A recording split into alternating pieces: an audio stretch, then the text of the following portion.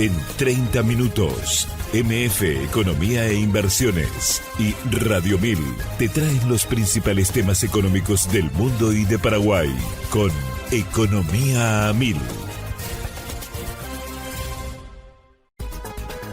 Este podcast es presentado por la Bolsa de Valores de Asunción, promoviendo los valores del mercado.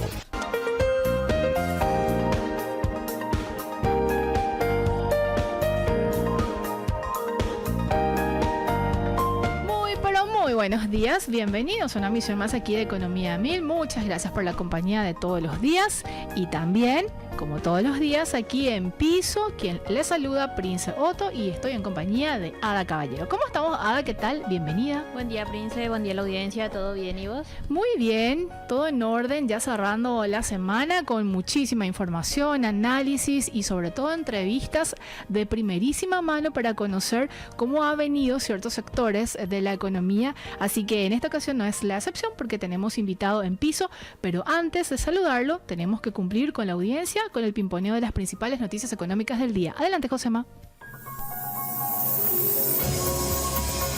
MF Economía e Inversiones presenta las principales noticias económicas de Paraguay y el mundo.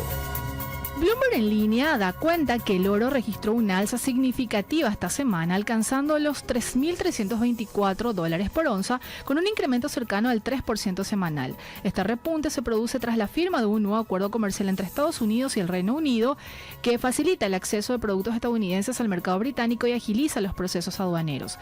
Aunque el acuerdo proporciona ciertos alivios arancelarios para productos británicos como automóviles, acero y aluminio, no cumple completamente con las expectativas de un pacto completo y exhaustivo previamente anunciado por el presidente Donald Trump.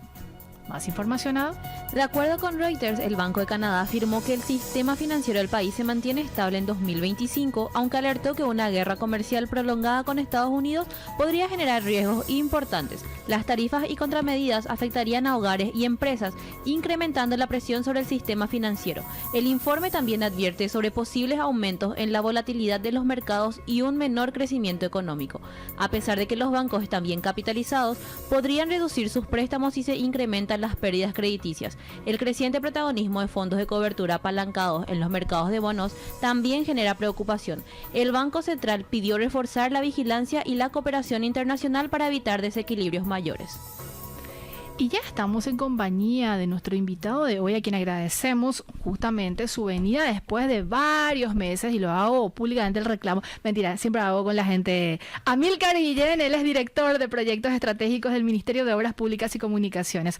¿Cómo estamos, Amílcar? ¿Qué tal? Bienvenido. Gracias por estar con nosotros. Muy buenos días, muchas gracias por la invitación nuevamente, Prince, Adam. Un gusto estar con ustedes siempre acá en este panel. De hecho, fue el año pasado, Amílcar, porque yo estaba buscando... Sí. Yo estaba buscando... Pasa muy rápido el tiempo entonces. Totalmente, con muchísimas novedades. Sí. Desde el Ministerio de Obras Públicas y Comunicaciones. Y obviamente te estamos invitando y te invitamos porque queremos hacer una suerte de actualización de algunos datos vinculados a tu departamento, justamente, que es de gran incidencia e importancia para el país, porque cuando hablamos justamente de obras de infraestructura, todo el derrame que tiene la economía es significativo. Así que por eso, justamente esta entrevista. Amílcar, pero me gustaría arrancar con una pregunta muy básica, como para situar justamente a los oyentes sobre el tema. Y recuerdo que cuando veniste hago esa consulta, pero a modo justamente de recordar, cuando estamos hablando de infraestructura, estamos hablando de algunas aristas que incluye justamente la infraestructura, y en Paraguay se caracteriza mucho por el concepto de déficit de infraestructura. Sí. ¿A qué nos estamos refiriendo cuando hablamos de justamente ese concepto?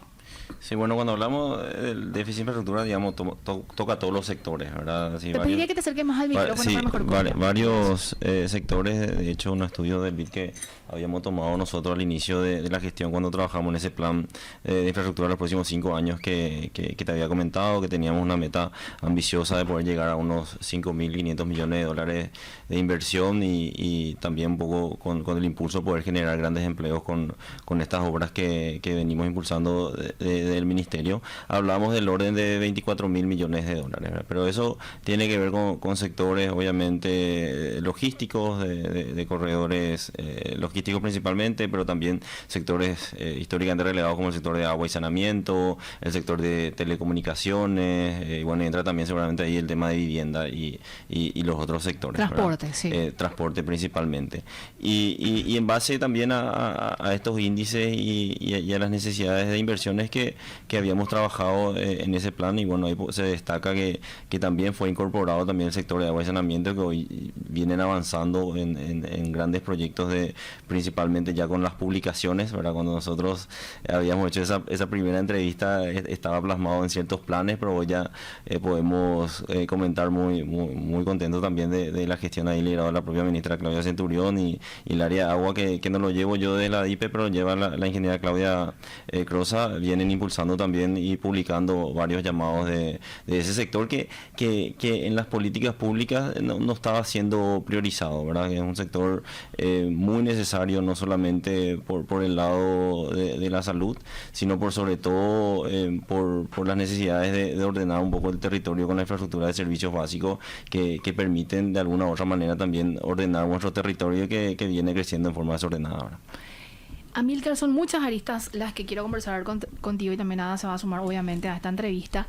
Cuando hablas de estos 5.500 millones de dólares dentro del plan que se había trazado justamente por un plazo de 5 años, hay que recordar y también decirle a la audiencia que las cuentas fiscales de alguna manera siempre se ven apretadas y bueno, por cuestiones puntuales que pasaron en años anteriores y que hicieron justamente que se tenga poco espacio fiscal en materia de financiamiento que se pueda realizar en obras públicas, sobre todo con fuente genuina, que estamos hablando de recursos genuinos del Tesoro, impuestos y todo lo que viene justamente por fuente 10. Entonces el Estado generalmente y de un tiempo a esta parte viene recurriendo al endeudamiento para llevar adelante las obras de infraestructura, pues si no quedarían paralizadas.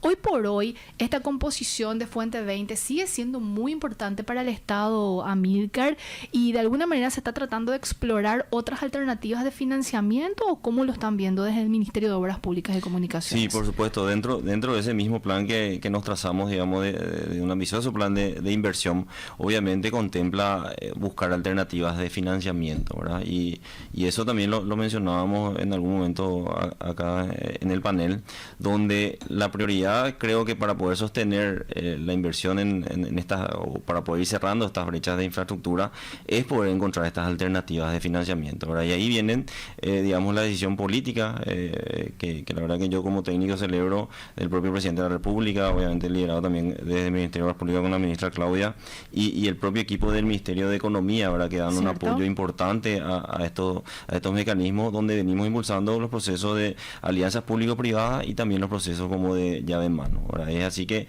ahí tenemos 2 proyectos que se encuentran en evaluación con ofertas recibidas por empresas y consorcios como muy importantes, que tienen sobrada experiencia en la ejecución de ambos proyectos, tanto para la Ruta 10, que es un proyecto que le llamamos la ruta casi de la integración, pasa por 3 departamentos, una zona súper productiva. Me toca hablar mucho por este proyecto con el presidente de la cooperativa Pindó, que es una persona excelente. Aprovecho para mandarle saludos porque es una persona muy dinámica. Saludos. Siempre está muy presente en el proceso del proyecto, pero por sobre todo por el impacto económico que va a tener la zona. Una zona que creo tiene un nivel de exportación de más de 1.500.000 toneladas de productos al año. Entonces eso refuerza también la priorización de estos proyectos y el alto impacto que tiene en estas obras, pero por sobre todo que está planificado, digamos, con el apoyo del sector privado, que decía que tiene experiencia en la ejecución de estas obras, pero también tiene la espalda financiera para poder estructurar estos tipos de proyectos, ¿verdad? Porque esa es la pata súper importante en este proceso, ¿verdad? O sea, ahí si la empresa tiene la experiencia o la solvencia no es necesaria. Eso se da en los procesos, digamos, de licitación con Fuente 20, como bien lo decías, que no tiene mucho requerimiento, pero acá cada uno de estos consorcios tiene que poder tener la solvencia financiera de poder acercarse a una banca privada e idealmente una banca local que pueda financiarse, pueda generar también un círculo como virtuoso en la economía. O sea, tenemos empresas locales que puedan encarar estas grandes obras, estamos hablando más de 110 millones de dólares en el caso de Ruta 10, y que también una banca local que pueda apostar al financiamiento relativamente de mediano plazo, porque estamos hablando de casi 15 años de financiamiento, y bueno, y se pueda generar también ese círculo virtuoso. Y por el otro lado, un proyecto que es mucho más grande, que es los procesos de APP, ¿verdad? Que venimos trabajando con el proyecto de Ruta 1.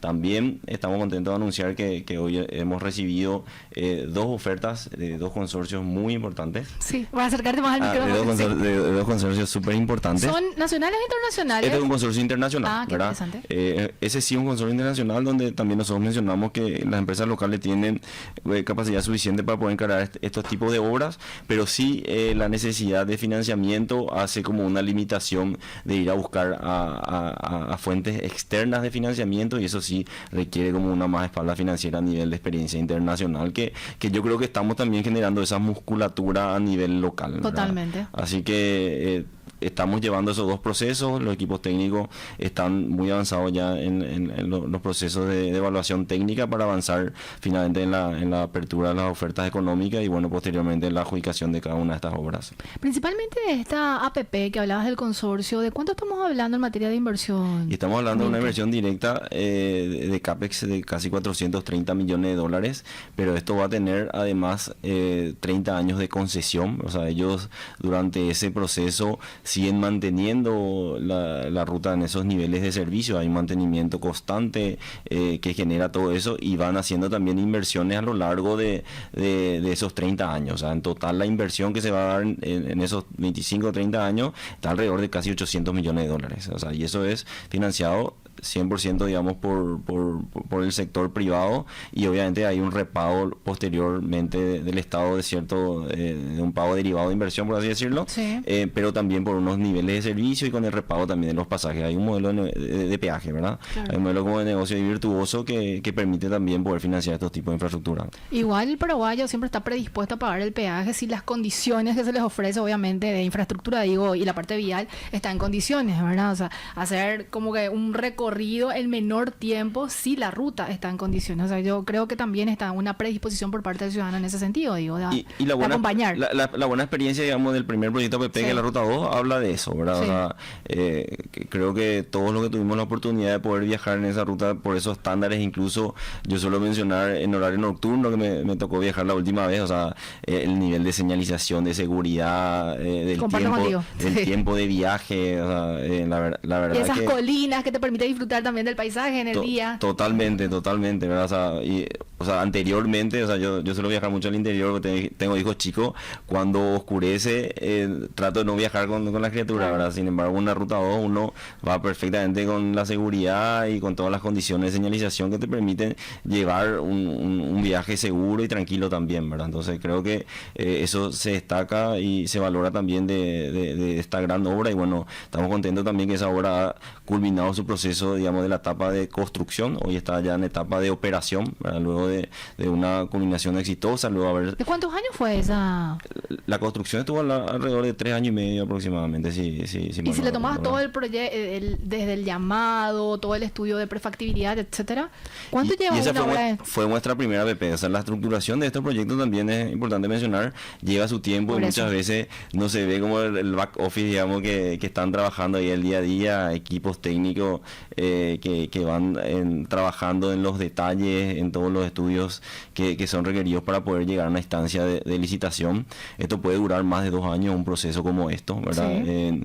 Y la verdad que requiere de mucho tiempo y también de muchos recursos, tanto económicos como técnicos, para poder licitar una obra de esta envergadura, ¿verdad? Entonces, te consultan más eso, Amílcar, porque evidentemente la gente de repente dice, bueno, APP ya queremos ver resultados, pero es cierto lo que deciste, lleva todo un proceso, no es de la noche a la mañana, porque evidentemente hay también ciertas condiciones financieras que se tienen que ir ajustando justamente para que la empresa que va a llevar adelante eso y que de alguna manera va a tener que realizarlo para el Estado, tiene que cerrar, ¿verdad? Porque finalmente forma parte de un negocio, ¿verdad? Por supuesto, y de hecho siempre cualquier inestabilidad de los mercados internacionales en estos procesos genera mucha incertidumbre. Totalmente. O sea, nosotros para la apertura principalmente de Ruta 1 teníamos como mucho temor, por así decirlo, de la posibilidad incluso de no recibir ninguna oferta. O sea, ¿cuántas recibieron finalmente? Recibimos 2 ofertas.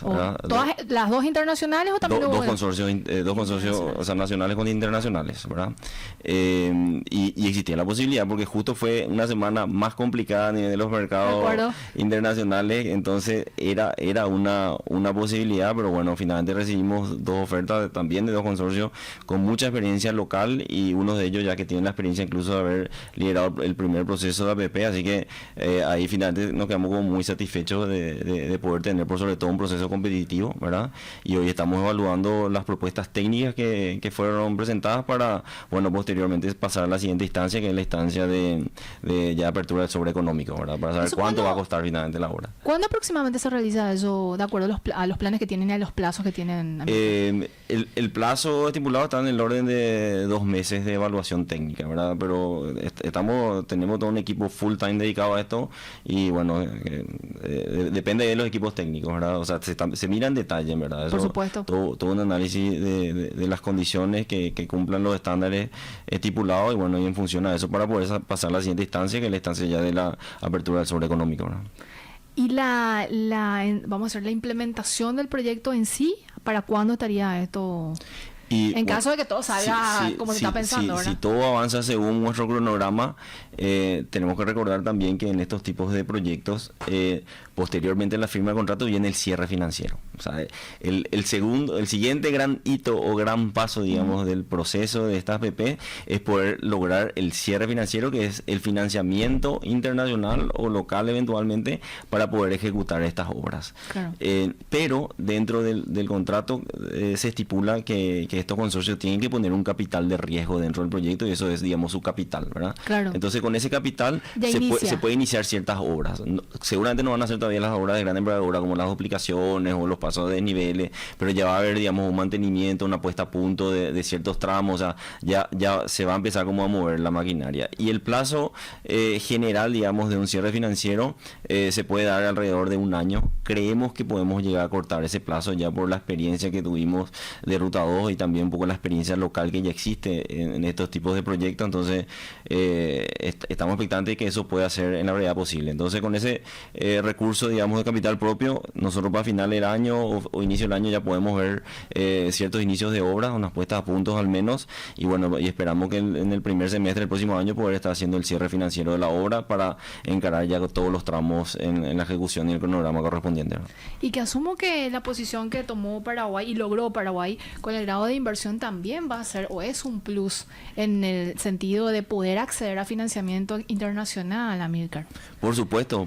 Yo creo que de hecho, el análisis posterior, dado, digamos, esa incertidumbre de los mercados internacionales y que finalmente nos permitió tener ofertas, o sea, mi conclusión personal es que hay una apuesta también al país, ¿verdad? O sea, una apuesta, digamos, a esta institucionalidad que se está dando, a este fortalecimiento digamos, a nivel de la instancia política, de poder fortalecer estas herramientas como una herramienta de inversión a largo plazo para el país, y obviamente haber logrado el grado de inversión le da como un sello también de garantía de que las cosas se están haciendo bien, y que esto también a nivel financiero genera menos riesgo también a potenciales inversores, y bueno, nos da la oportunidad de hoy de poder tener oferta y seguir avanzando en el proceso, que es lo más importante, ¿verdad?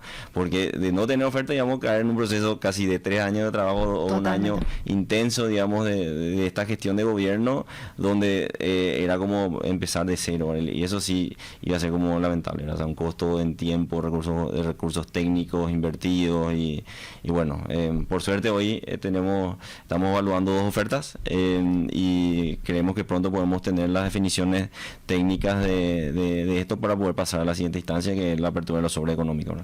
¿Ada? ¿Cómo está trazado el plan de la Ruta 1, Amílcar? O sea, ¿desde dónde hasta dónde iría? Como precisar, ¿verdad? Okay, y también sí. ¿Qué componentes tiene? Sí, la ruta arranca, digamos, en Tres Bocas, ¿verdad? Que va hasta Quindío, son 108 kilómetros aproximadamente. Hay una duplicación que va hasta Paraguarí, y luego tiene otros tramos que van a ser rehabilitaciones o mejoramiento de puesta a punto, y obviamente un estándar a nivel de cartelería que creo que también elevamos, por así decirlo, el estándar incluso de la ruta 2, ¿verdad? Incluyeron dentro hemos de... mejorado a nivel de las especificaciones el estándar de señalización. La verdad que tanto la ministra como yo creo que somos gente que no sé, no molesta mucho el nivel de señalética que tienen en nuestras rutas. O sea, tuvimos la oportunidad también de estar afuera, vivir afuera, y decimos, bueno, o sea, como si Chile tiene un estándar, nosotros no podemos tener algo similar, ¿verdad? Entonces, algo se mejoró con el estándar de la ruta 2, y bueno, creemos que podemos mejorar aún más, incluso a nivel no solamente de señalética, sino de paisajismo dentro de esta infraestructura que estamos encarando con la ruta 1, ¿verdad? ¿Y en cuánto tiempo se terminaría también, siempre pensando en que todo surja y vaya conforme están pensando? Sí, el proceso constructivo está en el orden de 3 años de ejecución, ¿verdad? Ahí la limitación más importante es poder hacer el cierre financiero, idealmente en un año, y bueno, y a partir de ahí poder tener el cronograma ya de 3 años de ejecución aproximadamente, ¿verdad? Son obras de gran envergadura, como yo digo. Tiene en la zona de Itororó vamos a tener casi un nuevo superviaducto, ¿verdad? Entonces son obras que van a requerir de mucha capacidad técnica, que ambos consorcios yo creo que tienen capacidad para poder encarar proyectos como este, pero que van a requerir como una muy buena logística de coordinación en la etapa de ejecución, ¿verdad? Pasó algo similar cuando se construyó el primer superviaducto acá en Madelinch, ¿verdad? O sea, como que cuando estaba en construcción no era un proceso sencillo de gestionarlo, pero una vez que terminó, bueno, todos disfrutamos de esa infraestructura, ¿verdad? ¿Se contempla dentro de esta propuesta, este proyecto, cuánta mano de obra debería de generar aproximadamente? ¿Se hace ese tipo de estimaciones, Amílcar? Vos que sos economista también, ¿verdad? Sí, no tengo así el dato preciso, digamos. Pero de acuerdo a la experiencia con la Ruta 2...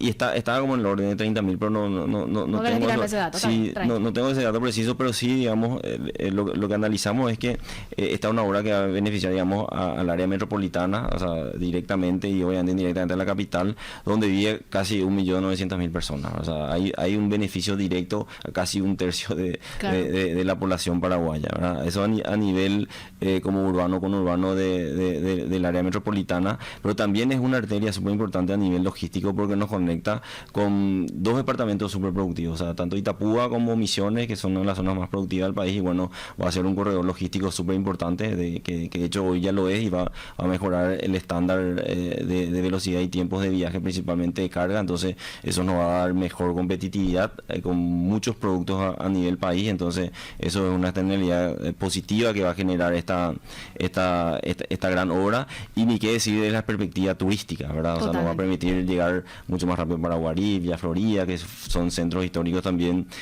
turísticos, y ni que decir Encarnación, que es como la segunda ciudad veraniega o primera, por así decirlo, a nivel país. Entonces eso va a repercutir sin duda en que en un fin de semana corto uno pueda irse hasta Encarnación perfectamente en un tiempo muy reducido, o no en 6 horas que hoy te lleva los tiempos de viaje. Entonces te limita de repente en un fin de semana corto ir hasta ahí, ¿verdad? Más si tenés chicos, mucho más complicado. Entonces no sé, en un tiempo de viaje casi de 3 horas y media uno podría llegar a estar en Encarnación, y eso sin duda va a repercutir en la economía también local a nivel turístico, ¿no? ¿Cuántos puestos de peaje se tienen contemplado instalar en ese proceso, en ese tramo? Hoy contempla mantenerse el peaje actual, lo que el consorcio debería poder definir el lugar donde es más óptimo, ¿verdad?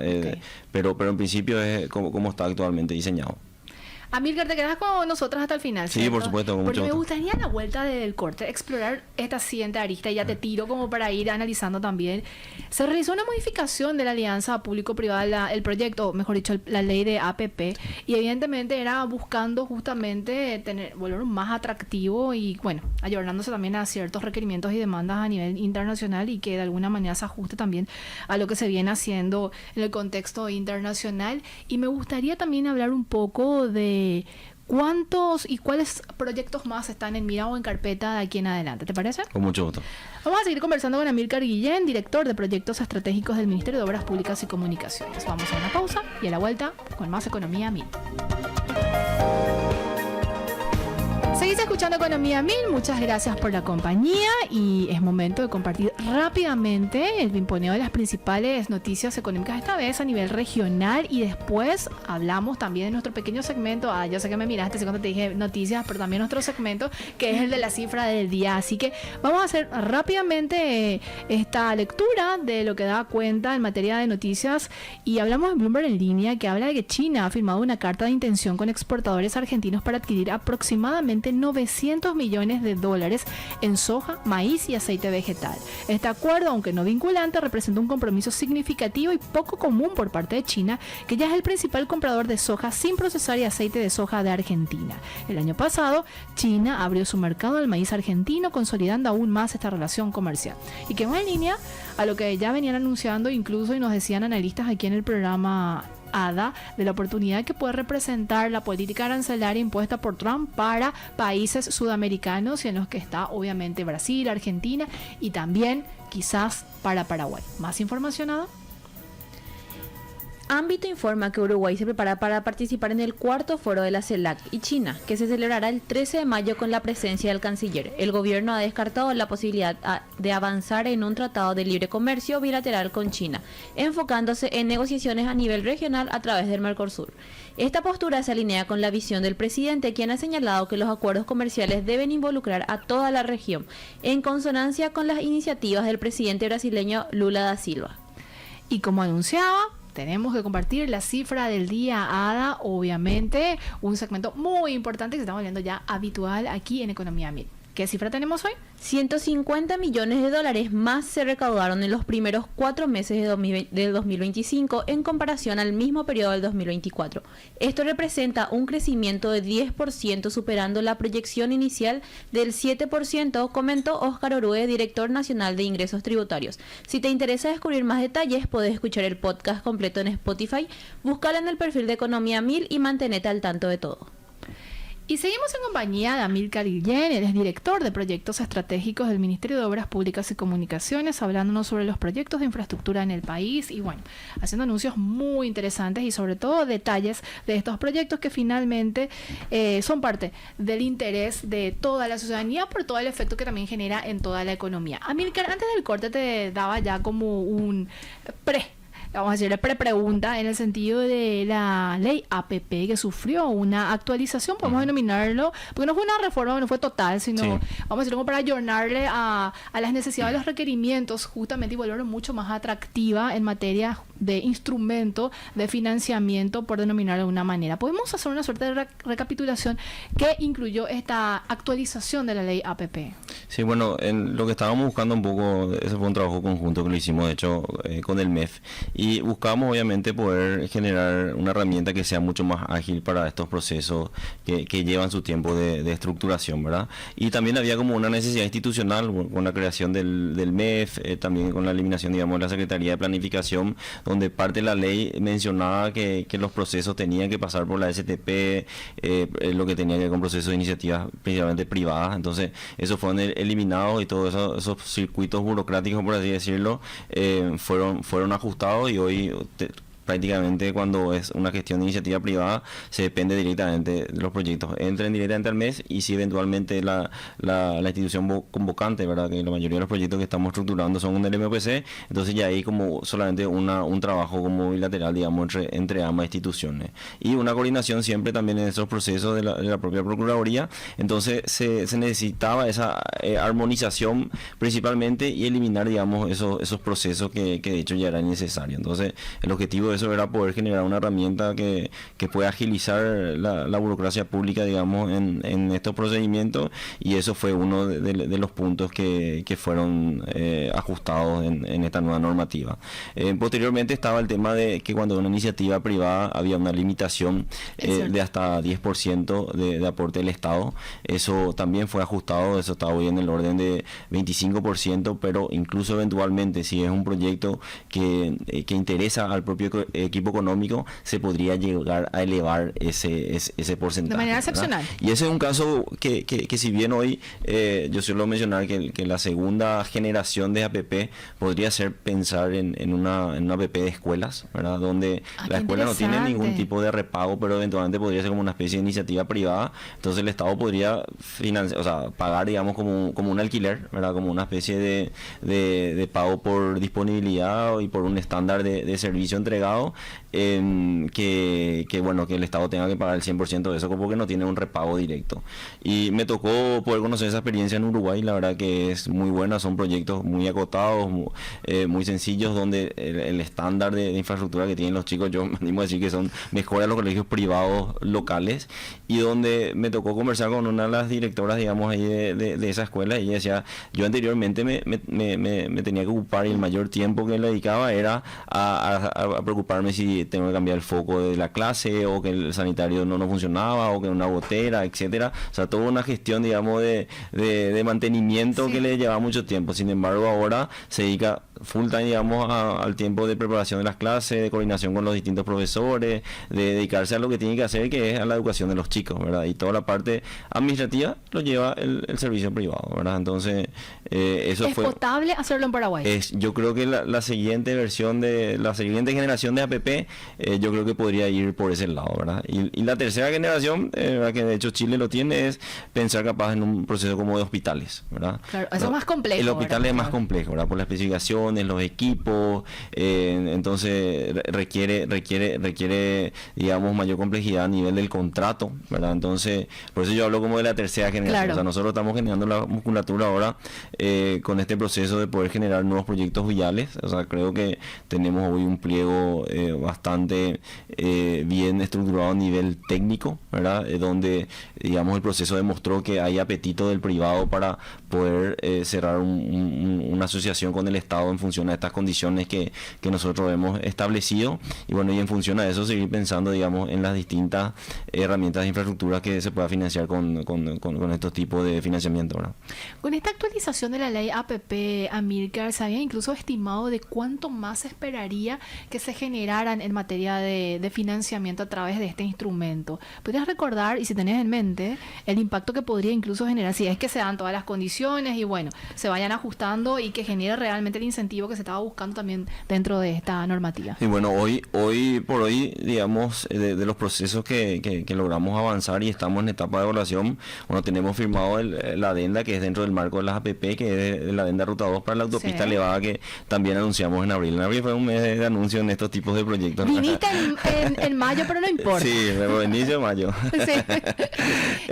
Lo de la elevación, ¿verdad? Sí, la autopista elevada, que va a ser el primer acceso de entrada y salida rápida de Asunción, ¿verdad? Una autopista que tiene alrededor de 4 kilómetros, que nos va a permitir poder reducir ese tiempo de viaje, principalmente en la zona urbana de Luque, ¿verdad? Sí, nosotros somos luqueñas. A todos nos habrá pasado que cuando queremos viajar, digamos, a Ciudad del Este, perdemos casi el mismo tiempo de llegar hasta Ipacaraí que el tiempo de llegar hasta Ciudad del Este. O sea, exageradamente te lleva casi una hora, ¿verdad? Sí. Poder hacer esa travesía, ¿verdad? Entonces, esta es lo que nos va a permitir, digamos, poder conectar mucho más rápido la capital, digamos, con esa arteria que es súper importante. Entonces, creemos que es una infraestructura súper necesaria para poder potenciar esa ruta 2, que es sin duda el corredor económico y logístico más importante del país.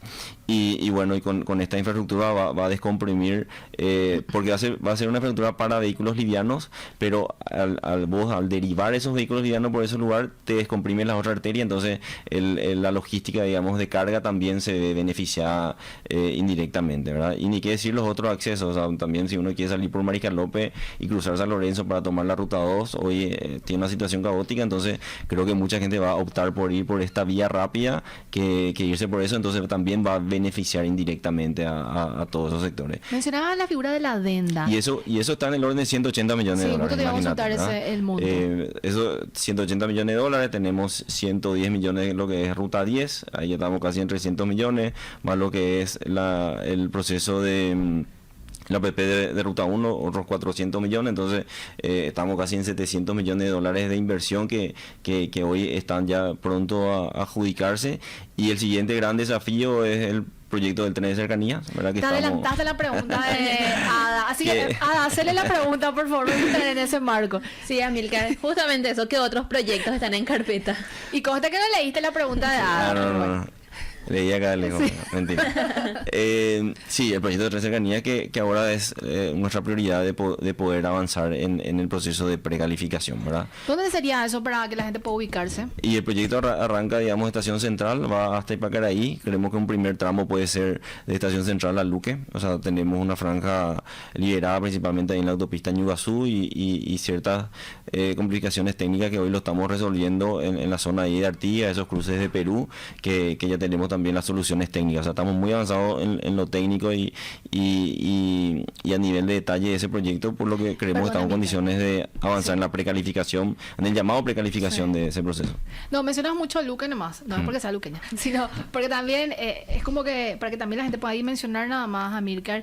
Y decías vos, de hecho, al inicio del programa, es todo un proceso que se hace detrás antes de que finalmente se dé a conocer. Este es el proyecto finalmente, ¿verdad? Entonces, es como que van localizando y buscando puntos estratégicos que de alguna manera hagan que se descomprima todo este proceso que se hace dentro de la economía de ida y vuelta. Estamos hablando desde el ciudadano que va a trabajar hasta el que tiene que transportar y bueno, hace también mover mucho la economía. Entonces hacen ese trabajo muy minucioso para tratar de identificar estos puntos estratégicos, ¿correcto? Sí, por supuesto. O sea, nosotros dentro de ese plan de infraestructura que trabajamos, sin duda la transformación del sistema de transporte era una prioridad. De hecho, ahí el viceministro Emiliano está haciendo un gran trabajo en todo el proceso de socialización de la nueva ley de reforma, por así decirlo. Sí. Pero más allá, digamos, de esa reforma estructural, también teníamos que identificar un proyecto transformacional a nivel de transporte masivo. Y bueno, ahí teníamos el proyecto del tren de cercanía y fue por eso que se priorizó este proyecto, que hoy estamos en proceso ya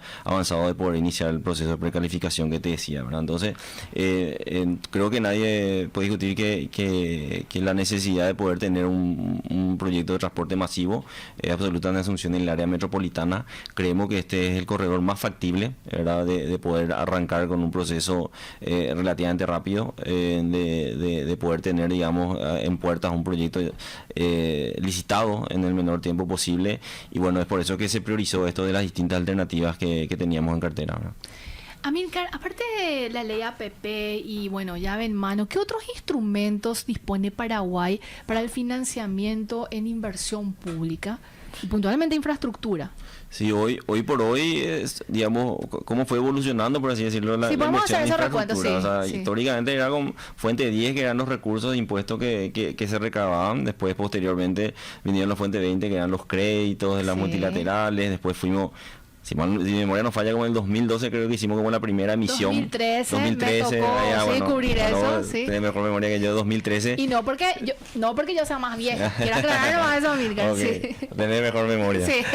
Sí, no, 2013 se hace como la primera emisión de bonos, ¿verdad? Eso también tengo entendido que fue para llevar a inversiones de infraestructura, y ahí fuimos como evolucionando hasta llegar al modelo de APP que hoy también estamos en un proceso de robustecer, digamos, esta herramienta, y bueno, estamos ansiosos de poder adjudicar esta segunda APP en Paraguay para poder consolidar este modelo. O sea, creemos que es súper importante poder generar, digamos, la institucionalidad tanto desde el Ministerio de Obras Públicas, el Ministerio de Economía y las distintas instancias jurídicas, porque son contratos complejos. O sea, Totalmente. Se necesitan habilidades que no lo teníamos, que hoy lo estamos, digamos, de alguna u otra manera ganando esa musculatura para poder encarar estos tipos de proyectos, pero hoy por hoy yo te puedo decir que a nivel de obra vial estamos listos para poder sacar los siguientes procesos de APP, ¿verdad? Y ahí entra nuestro pipeline de prioridades que lo estamos trabajando. La ministra mencionaba ayer que estaba recorriendo, de hecho, en Itapúa, y uno de los corredores súper importantes es Ruta 6,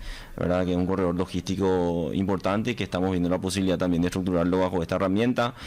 Tenemos una propuesta de Ruta 9, ¿verdad? Para hacer también con estos mecanismos, y Ruta 3, ¿verdad? Esos son los siguientes proyectos que yo creo que estarían pronto a publicarse bajo la figura APP, claro. Y estamos hablando del orden de una inversión de casi 1.200 millones de dólares, ¿verdad? Que creo que estamos en condición de poder licitarlo en esta gestión de gobierno, ¿verdad? ¿Y la figura llave en mano es para la Ruta 10? Ya de mano es Ruta 10, sí. Exacto. ¿Y qué otros proyectos dentro de este esquema? ¿O en Ruta 10 estamos trabajando. El siguiente proyecto de llave en mano sería la Avenida Artigas. Ah, qué interesante. Sí, necesario, por cierto. Necesario, sí. Ahí también destacar la priorización de proyectos de alto impacto a nivel urbano, que nos ha bajado el propio presidente, y la priorización ahí de la ministra del equipo técnico, ¿verdad? ¿De cuánto más o menos está calculando o estimando eso? Eso va a estar en el orden de 60, 70 millones de dólares. De menor. Estamos cerrando ahora los estudios técnicos, estamos como muy avanzados en eso. Esa avenida, históricamente, la avenida Artigas era conocida como la avenida de los Arroyos. Imagínate. ¿Cierto? Sí. Ahí sí delata tu edad. No, eso yo me enteré por la bibliografía, me contaron. Te creemos, Amílcar. Eso me contaron, ¿verdad? Cierto, claro, pues se inunda y se sigue inundando. Es una zona como muy inundable, ¿verdad? Entonces, si uno ve, la verdad que la confluencia de muchos arroyos importantes pasan por esa avenida, está pronta ya a la costanera, entonces hay que hacer una intervención importante a nivel de hídrico, ¿verdad? Claro. Entonces, esos estudios hoy lo tenemos muy avanzado, creemos que para junio, julio podemos estar cerrando, y en función a eso ya vamos a estar listos como para arrancar el proceso de licitación. O sea, el segundo semestre del año yo creo que podríamos estar licitando la avenida Artigas también. Te comprometemos que nos des la primicia, Amílcar. No vengas días después o meses después para decirnos que ya está eso. No, es por broma, supuesto. Amílcar. Y otra figura, otro instrumento que se usa y que se está utilizando, o se está al menos analizando como para ir a reflotar, o que se constituye también una herramienta importante de financiamiento. Y la herramienta de concesión sería una alternativa, ¿verdad? Pero eso tiene sus complicaciones a nivel de la burocracia pública, por así decirlo, porque requiere ir proyecto por proyecto al Congreso, entonces eso lleva su tiempo. De hecho, la estructuración del propio proyecto tiene su tiempo y sus complejidades, entonces muchas veces eso limita los ciclos políticos de un gobierno, digamos, de poder sacar los procesos de concesión, ¿verdad? Entonces esa es una herramienta que está ahí, que tiene su potencial eventualmente, si se consigue, digamos, los apoyos correspondientes del Congreso, que hoy por hoy la verdad que se viene trabajando muy bien, porque el ajuste de la ley de APP también logramos sacar casi en tiempo récord, así que hay un apoyo, digamos, del propio Congreso en el financiamiento de infraestructura con estas herramientas, así que es cuestión de explorarlo, ¿verdad? Pero hoy, digamos, a nivel del pipeline de proyectos, estamos priorizando las APP y las llaves en mano, por así decirlo. Mencionaba durante toda esta entrevista, Amílcar, que no solamente inversionistas a nivel internacional están mirando Paraguay, bueno, el interés ya está manifiesto, de hecho, sino también a nivel local, el financiamiento está como abierto. ¿Qué es lo que atrae justamente para sumarse a este tipo de proyectos? Porque y decías también, ¿verdad? No son proyectos complejos, pero también de mucho capital y sobre todo de largo plazo, ¿verdad? ¿Qué es lo que le está atrayendo a gente, bueno, a inversionistas a querer apostar a proyectos de este tipo? Yo creo que en parte de ese fortalecimiento de la institucionalidad en tanto del Ministerio de Economía como de Obras Públicas, ¿verdad? O sea, lo que muchos hablan es, digamos, cuando se acercan potenciales inversionistas que exploran estos tipos de proyectos, es que esto es una inversión de largo plazo y que trasciende los gobiernos. Es cierto. Eso es lo que nos dicen, ¿verdad? O sea, muchas veces dicen, o sea, ok, cuando estamos hablando con ustedes, nosotros dentro de 10 años vamos a seguir acá en este proyecto, pero ustedes lo más probable es que no estén acá, ¿verdad? Sí. O sea, y que es una realidad, ¿verdad? Pero ellos ven como un fortalecimiento también a nivel institucional, o sea, sin duda hacer girar la rueda, digamos, en estos procesos fue la ruta de la APP, la ruta 2, o sea, se demostró que era un proyecto bancable, principalmente bancable, digamos, a nivel de las instituciones financieras que están dispuestas a apostar en el financiamiento de esta infraestructura, y que el Estado va a comprometer recursos y va a cumplir y honrar, digamos, esos compromisos de pago, y también de la dificultad de los proyectos, porque una de las dificultades sin duda eran los procesos de expropiación de la liberación de la franja para poder avanzar con la ejecución de los hitos o con el cumplimiento de cada uno de los hitos, ¿verdad? Entonces esa musculatura también se desarrolló, y bueno, yo creo que se va viendo que a nivel institucional hay esa mayor experiencia en estos tipos de proyectos, hay una voluntad de poder empujar los proyectos y que sean una realidad que no se da mucho en otros países, ¿verdad? Que es también una realidad mencionar. O sea, yo me tocó ir un par de años en Chile, y ellos tienen una gran complejidad a nivel de los permisos de inversión, principalmente por los estudios ambientales que son muy rigurosos, que tienen mucha burocracia para la aprobación de estos tipos de proyectos. Incluso hay proyectos que llevan, no sé, más de 10 años que están pendientes de los permisos correspondientes, ¿verdad? Entonces creo que eso nosotros hemos logrado demostrar que hay una voluntad de que cuando los proyectos son aprobados de que se ejecuten, de que avancen, y todo el apoyo también institucional institucional para que esos proyectos sean una realidad y un acompañamiento principalmente a las afectaciones potenciales que pueda tener estos proyectos que son de gran envergadura, ¿verdad? O sea, son proyectos que tienen afectaciones, pero bueno, que se gestiona y finalmente se terminaron con éxito, como fue el caso de Ruta 2, ¿verdad? Amílcar, y con esta pregunta te vamos despidiendo y agradecerte muchísimo tu tiempo. Solemos tener la presencia de representantes del sector vial, sobre todo, y solemos consultarles sobre cuestiones puntuales, evidentemente, a temas de infraestructura y demás. Y en una oportunidad, recuerdo que le había consultado si de alguna manera no es mejor que el Ministerio de Obras Públicas y Comunicaciones se dedique exclusivamente a quizás a diseñar proyectos, a hacer todo este análisis técnico y se desprenda totalmente ya de todo lo que es el proyecto en ejecución. ¿Se está como pensando en eso y como que reasignar ciertos roles, o no se está viendo esa posibilidad? Estoy hablando desde incluso viviendas y demás, y bueno, el mantenimiento de ciertas rutas. ¿Hay como un desprendimiento? ¿Se está pensando en esa figura?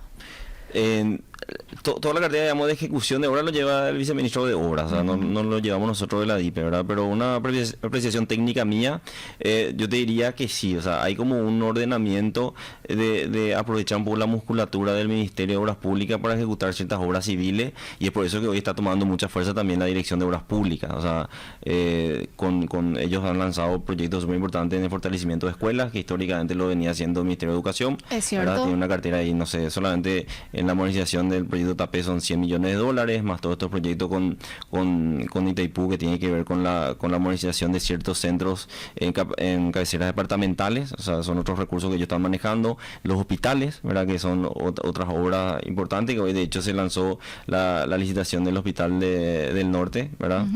Donde también está llevando la Dirección de Obras Públicas y aprovechando por sobre todo, como te decía, esa musculatura que tiene el Viceministerio de Obras en administración de grandes contratos, ¿verdad? Entonces, sí hay como una especie de ordenamiento y aprovechar la capacidad del ministerio que históricamente llevaba obras a nivel muy de rutas, digamos, ¿verdad? Muy de corredores, tanto en los caminos vecinales como en los corredores logísticos, por así decirlo, ¿verdad? Entonces hoy se está aprovechando esa capacidad de administración de contrato en estas obras civiles y de gran escala también, ¿verdad?